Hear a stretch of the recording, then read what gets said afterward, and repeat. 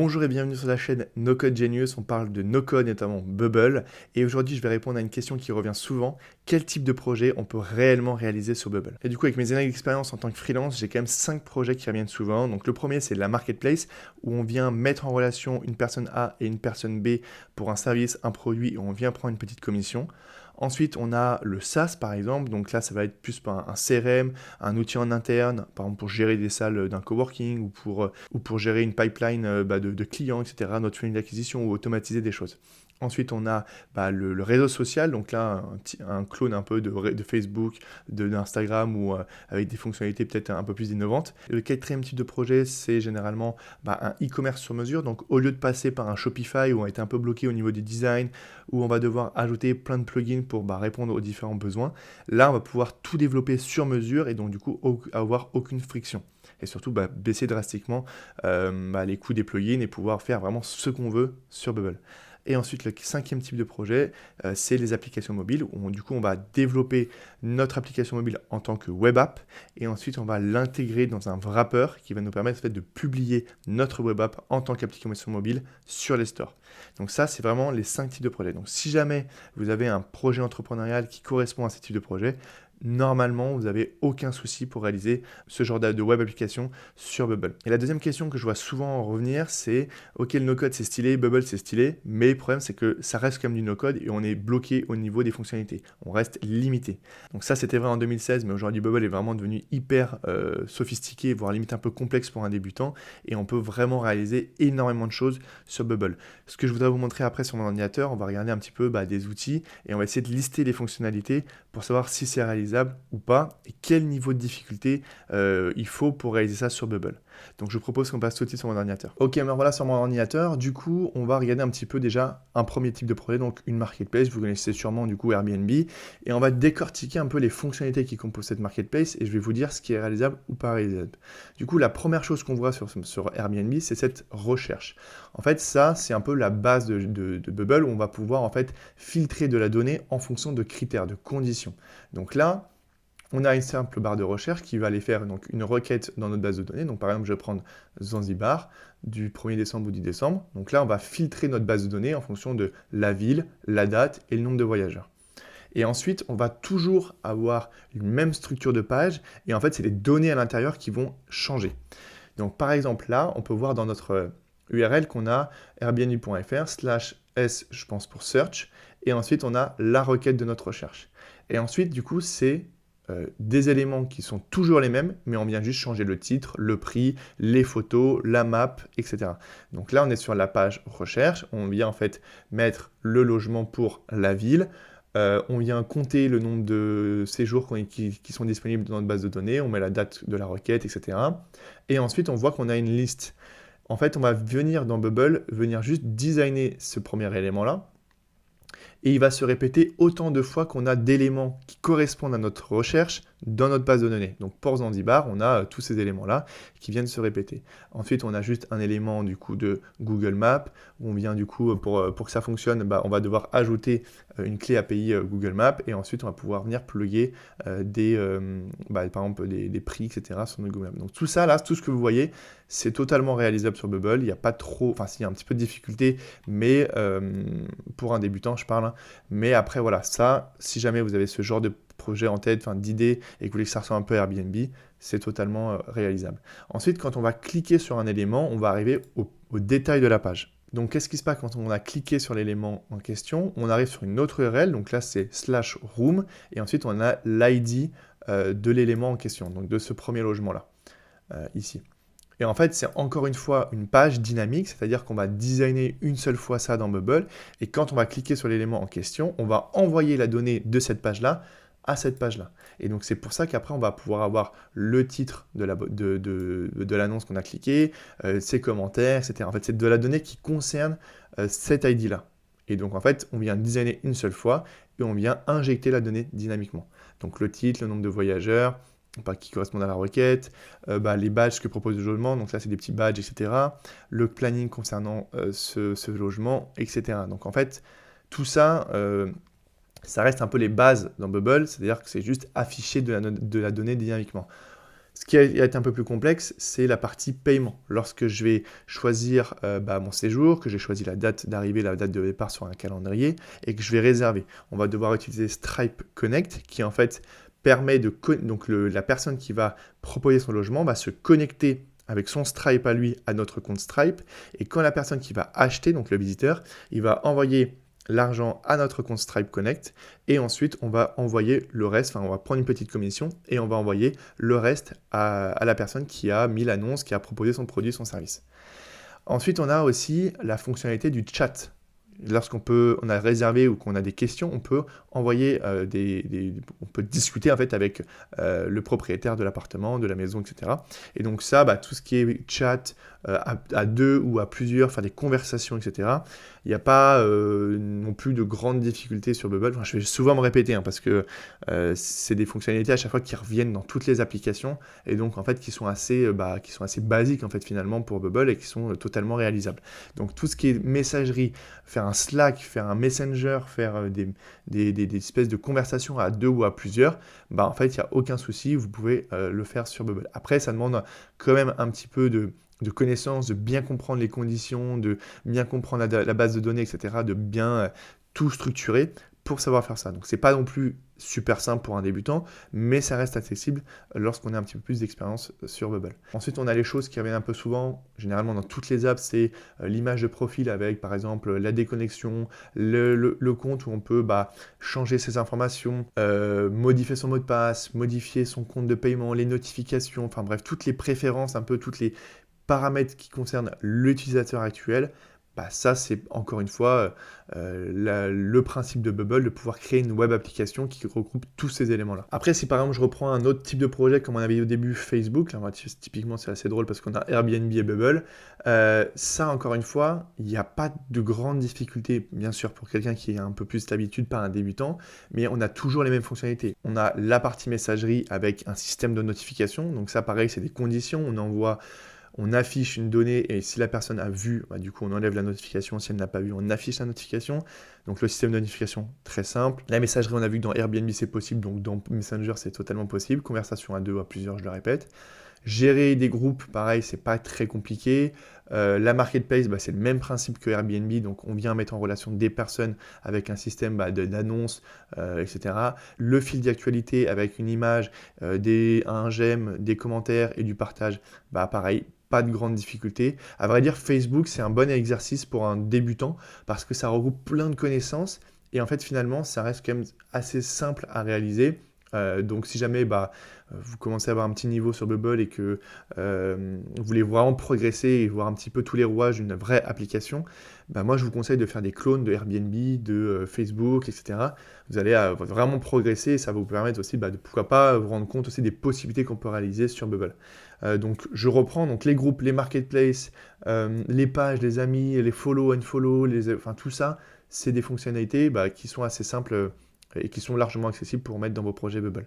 La chose qui est un peu plus difficile, c'est peut-être les stories, parce que là, on va devoir gérer une version web et une version mobile, donc là, c'est un peu plus complexe, il faut quand même avoir un petit niveau, et ensuite de ça, de limiter la story dans le temps, donc c'est-à-dire avoir une période de 10 secondes maximum pour prendre une vidéo.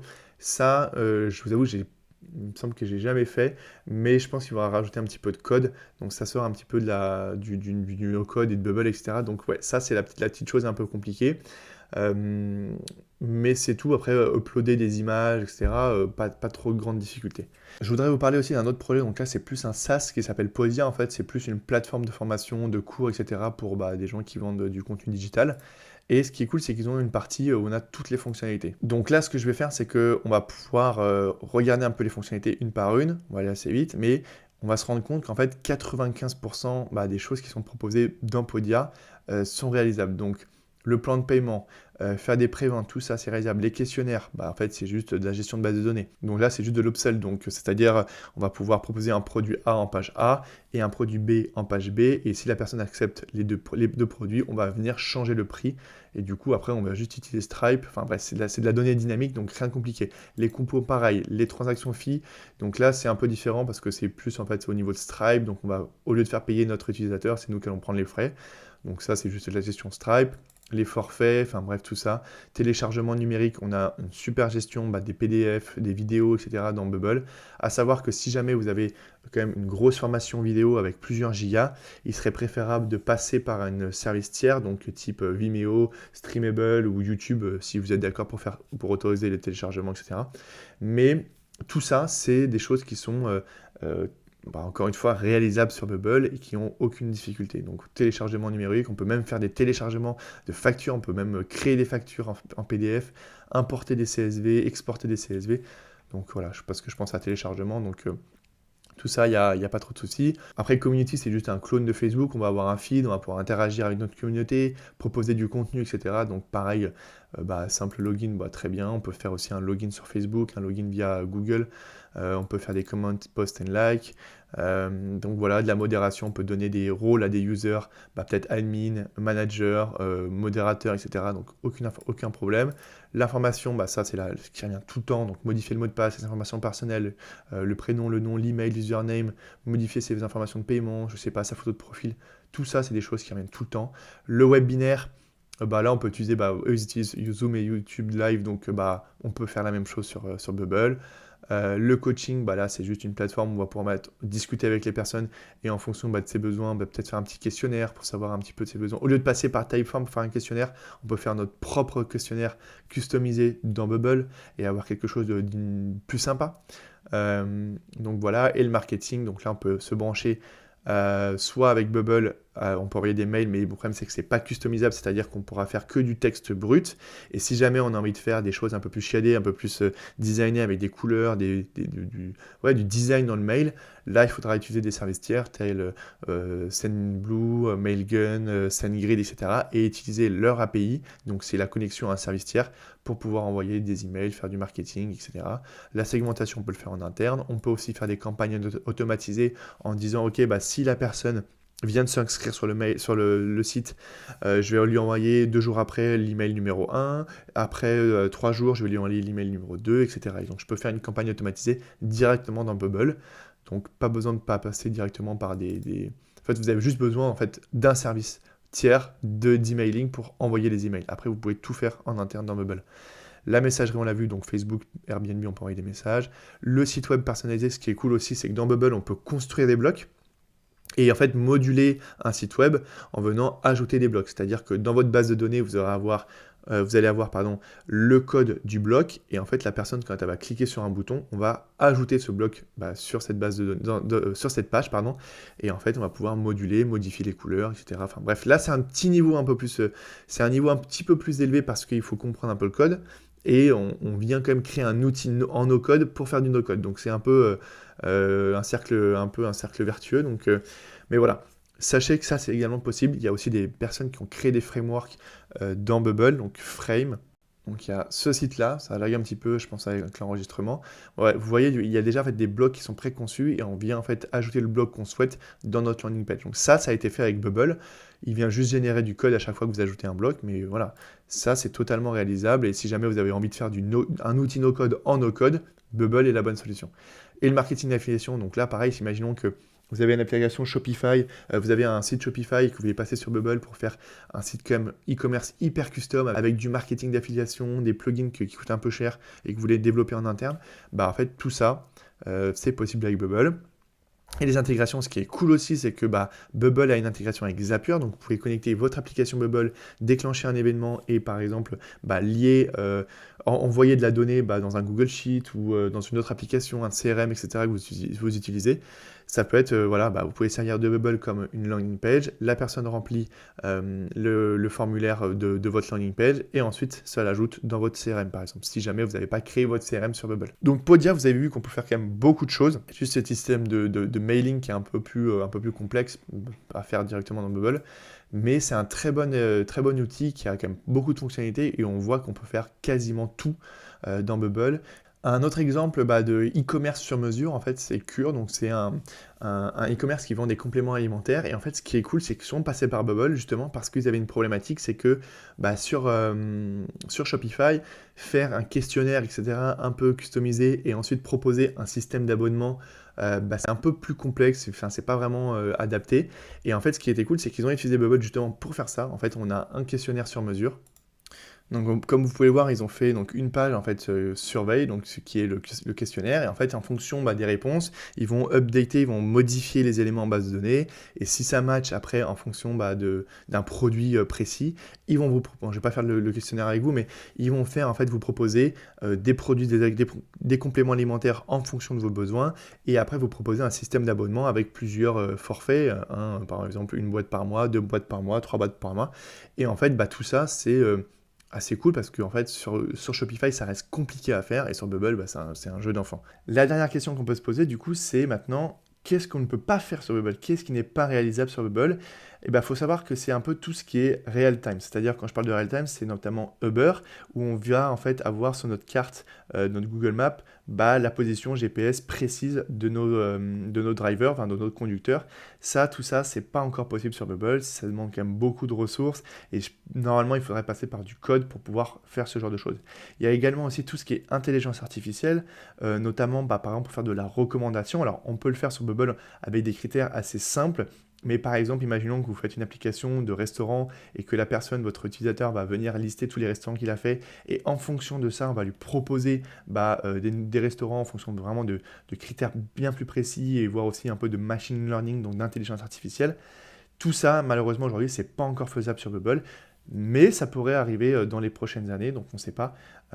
Mais voilà, aujourd'hui, en 2021, vous voyez qu'on peut faire quand même 95% des projets sur Bubble, il y a beaucoup de choses à faire, beaucoup de choses à tester, et si jamais vous avez une idée d'MVP, de projet, d'abord essayez de tester votre idée avec Bubble, et si jamais vous voyez qu'il y a des choses qui ne sont pas réalisables et que vous avez vraiment besoin de ça pour aller plus loin dans votre application, alors soit vous passerez par du code, mais il faut savoir que Bubble, vous pouvez largement scaler avec, vous pouvez atteindre plusieurs milliers d'utilisateurs sur cette application et vraiment scaler avec cette techno, et si jamais vous avez besoin de plus de ressources serveurs, c'est également possible, vous pouvez avoir des plans sur mesure, vous avez juste à contacter Bubble et ils vous feront des plans sur mesure en fonction des ressources que vous avez besoin, donc vraiment si vous n'étiez pas convaincu au début de cette vidéo, j'espère que j'ai pu répondre à vos questions et que vous êtes un peu rassuré de ce que vous pouvez faire sur Bubble et des différents types de projets qu'on peut réaliser. Je n'ai pas parlé des applications mobiles parce que je ne suis pas spécialisé là-dedans et donc du coup, j'ai pas envie de dire des choses qui sont fausses, mais